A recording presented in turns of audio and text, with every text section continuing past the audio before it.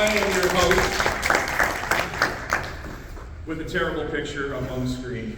Rob Potsy Potchak, but now let's introduce our panelists from Maid Cafe. We have our co-creator and co-writer of Maid Cafe here, Aimee DeLong. We have Kazue Watanabe as her co-writer on the project. We've got Naomi Griffin, who is an amazing cover artist, and if you didn't see at the table earlier today, she was actually painting one of the new upcoming covers for Maid Cafe. So if you didn't get a chance to check it out, you might have to look at someone's Instagram. And of course, the head of Execution Posse and co-creator of Maid Cafe, DeMott. So let's give them all a round of applause.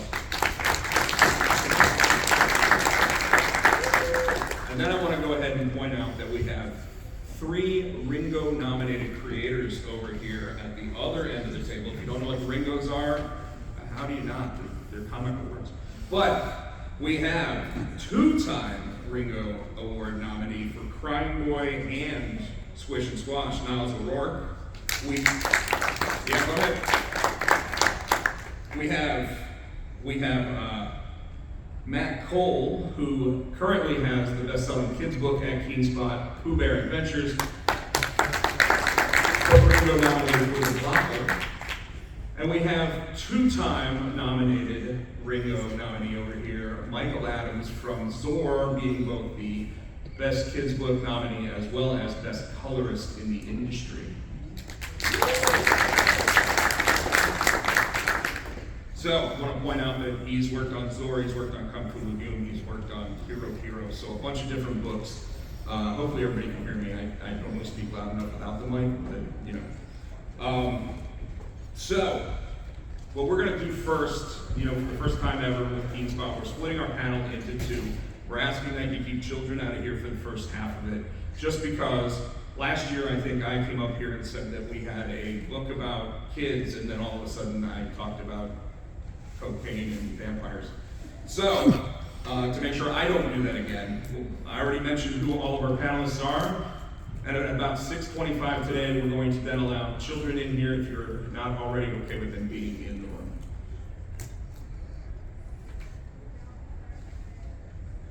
All right, so we're going to talk about Maid Cafe first.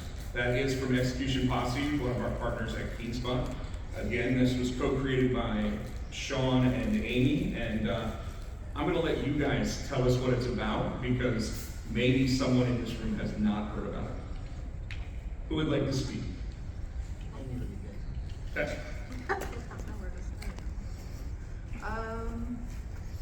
It's a horror.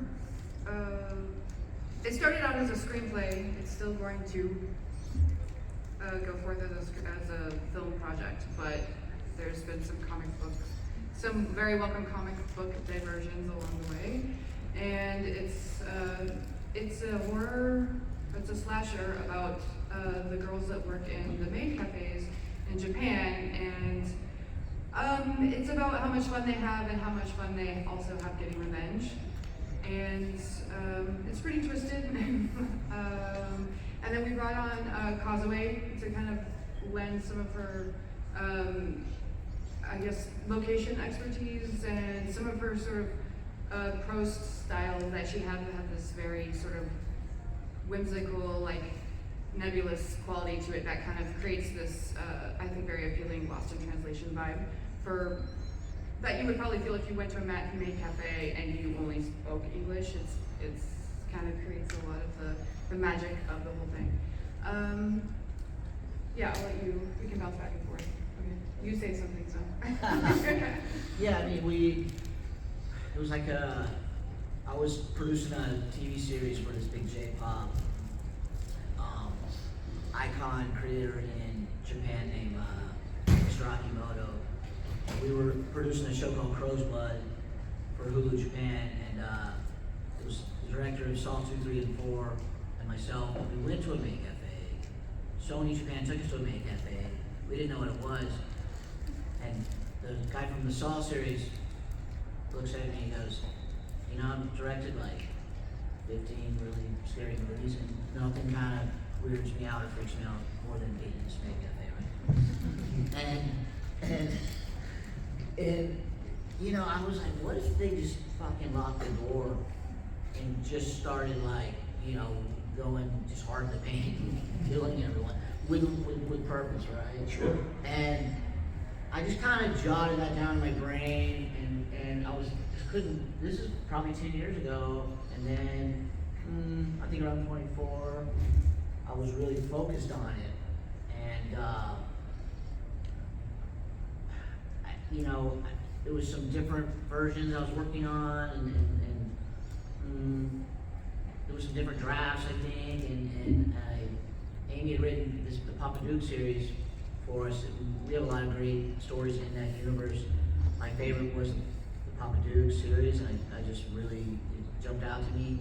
So I reached out to Aimee and was like, you know, help me with this, and I want to have an anthology that's ongoing, and you know, what do you think? And she jumped in not only as a creative, but as a producer, and she was like, well, I know about this really cool writer up in the Bay Area named Kazue, and just having the instincts to know to find a writing partner and collaborator, because I'm not a writer, like, I have some story by credits and stuff, but like, these are writers, right? I'm like an idea guy. Yeah, exactly. So, you know, it's not the same. So, she put a producer hat on and a writer hat on, and when they started collaborating, it was like, I was just, you know, that warm and fuzzy when something's going right. And that's kind of the origin, maybe oversharing the distance in it, but that's like, it was an idea from way back, and then I really was like, had to do it. Sure. So one of the things I was gonna mention is that like a lot of the team from Papa Duke is working on this project. Obviously, Aimee and yourself, and then Naomi over here who did a couple of the covers for Papa Duke.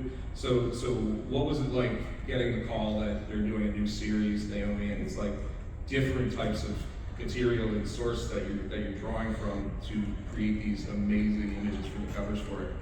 Well, so with me personally, I need things don't come to my brain easily. I need like reference, and he came to me with this new idea. He told me about the origin and everything that kind of came with, and I was like, well, this sounds cool.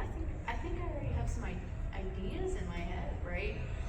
Because he showed me some pictures of like kind of like what he was thinking for the vibe, where he wanted it to go, and then you know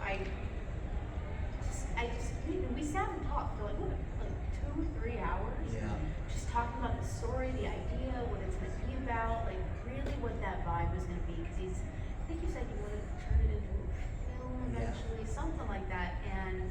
You know, I think very cinematically in my head, that's kind of where I get my images from, and my mind just started flooding with ideas left and right. It was pretty easy for me to jump from one thing to another. I just have to have like that reference, that source, that other artists, the writers, you know, I need to see that material, feel it, kind of embody it, and then be able to produce a cover with that same energy. And I did it, and it was fun. It was fun with this new idea, you know. Awesome. So, Kazue, when you were brought onto the project, like, what did you think it was going to start as, and how do you feel that the collaboration has really enhanced what the source material was? So I've been a big fan of horror movies since I was little, and so this project came to me, and it was like a dream come true. And I was so excited to be able to put some expertise, which is like Japanese culture. Yeah, so I just jumped on. I didn't really think about it. I just want to say that Kazue is primarily, I would say, a prose poetry writer, right? Some short stories, kind of microfiction, and she just has a really cool voice. And I found her through one of my own publishers who publishes my other literary fiction stuff, and I asked him if he knew any really good Japanese writers, and he said Kazue. And I've seen her read in public, and she's like always charms the audience. And yeah, she has a very genius peculiarity to the way that she creates characters and voices. So what can we expect from future issues of Maid Cafe that we can go ahead and say out loud? Well, it's like, I like branding. I'm into brands. I think everything's a brand. People won't call what they have a brand. It's a brand or it's not, right? I mean, you're a brand.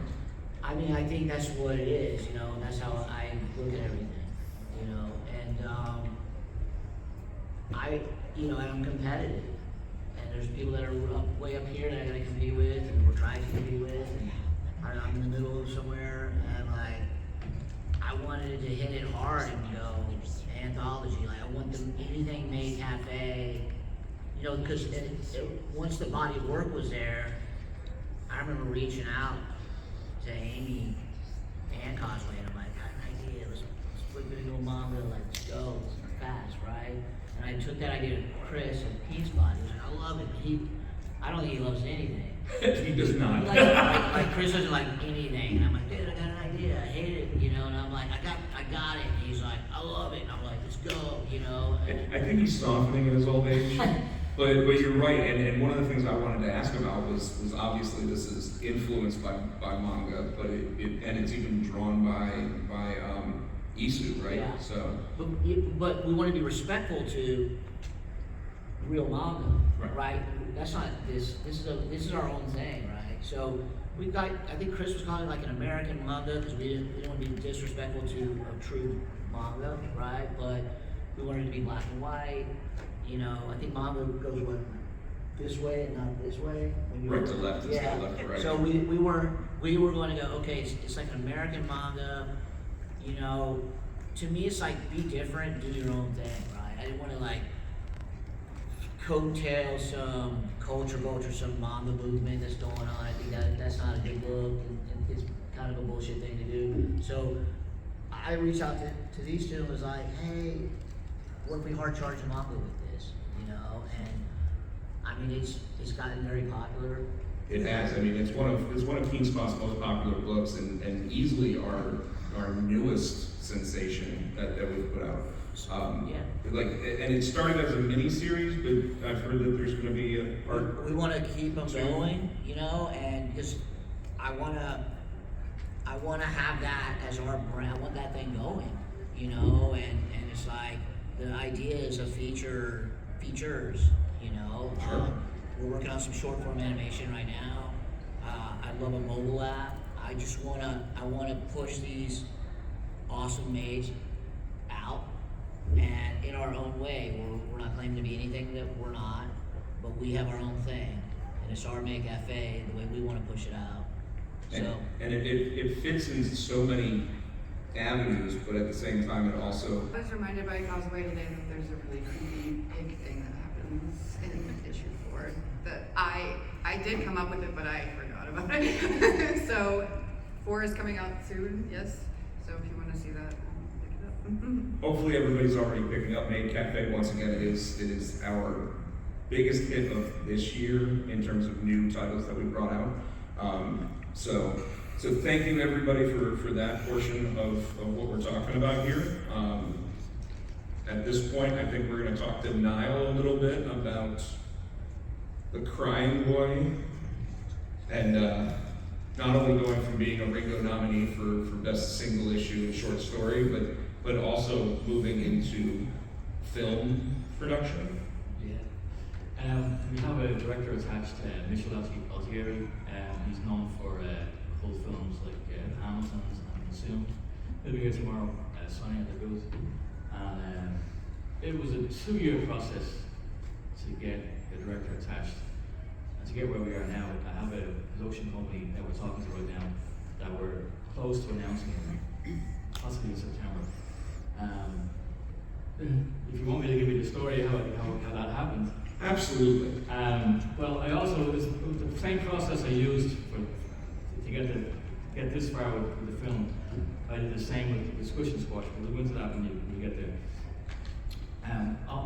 Once Keenspot signed the book, Chris wrote me 2 or 3 words. He said, "This looks like a movie franchise." So I took that as, okay. So are you saying that Chris actually liked that? Because Sean and I say Chris doesn't like anything. That's what, because I already had two other publishers interested in it too. So I think Chris knew, like, you know. So when the book was a success, it went to second printing in a week. We knew we were onto something here, so my wife was sitting in the second row, she's a screenwriter. She helped adapt the book into a screenplay, and I'm a doorman in Manhattan, I work nights. This is relevant to the story. the building's haunted. So I spent about 8 months, give or take, just cold emailing producers in Hollywood. I had IMDb Pro, LinkedIn Pro, used Facebook, I used something that's called Rocket Reach, it's a paywall, you can find anyone's email address. I was looking for private investigator for 8 months, hunting these people down, but you know, 1,000 emails later, I got 2 yeses. That's all I needed, you know. So 2 years later, we're close to it. Touch wood. Yeah, now, what else has Mitchell actually worked on? Because he's done some. His last film was called Consumed. That was with XYZ films. He's done quite a lot of horror films. You know. I wish he was here. I'm not here tomorrow. You know. Yeah, so it's exciting. You know. Just took a chance, and here we are. You know. Absolutely. So why don't you tell everybody who may not have gotten a chance to pick up The Crying Boy and tell us what it's about a little bit. The Crying Boy started off as Kickstarter and also comic book. It's actually grounded in urban legend. There's actually a painting called The Crying Boy, and my mother would never have it in the house. It was in the 70s and 80s. There was a lot of house fires in England, and the Crying Boy painting was the only thing that survived the house fires. And there was a tabloid story that went around saying it was the curse of the Crying Boy. But it turned out that the painting was covered in like a fireproof, you know, material, so it was all BS, you know. This sounds like something that Doorman in New York would actually talk about. So that was the story. So that was in my mind for years and years and years. So I think it was during COVID I came up with an idea of writing a comic book and used that as the vehicle. So the story is about Nadia, the young widow Nadia and her son. They moved to a new apartment in Queens following the violent death of her husband. And they discovered a painting of the Crying Boy in the apartment that's been left behind. Unknown to them, it's inhabited by a demon from hell that's existed for millennia that's survived on the souls of children. So Nadia has to overcome her depression and grief and save her son from evil.